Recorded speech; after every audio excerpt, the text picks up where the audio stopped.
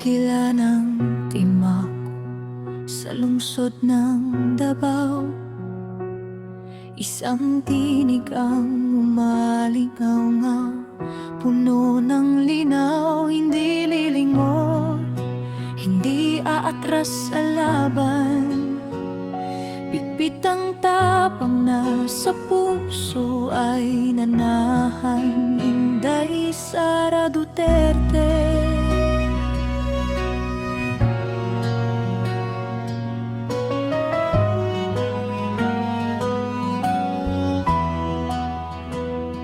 Babaeng bakal, may pusong mapagkalinga, sa bawat hakbang dala ay pag-asa. Disiplina ang gabay, malasakit ang turing. Sa hirap at ginhawa, siya'y ating katuwang din. Inday Sara Duterte, Agila ng Timog, lipad mo ay mataas, hindi malulubog.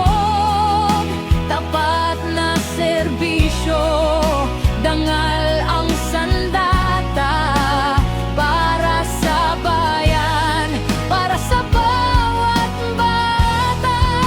Inday Sara Duterte, boses ng pagbabago, matatag na haligi, hindi susuko.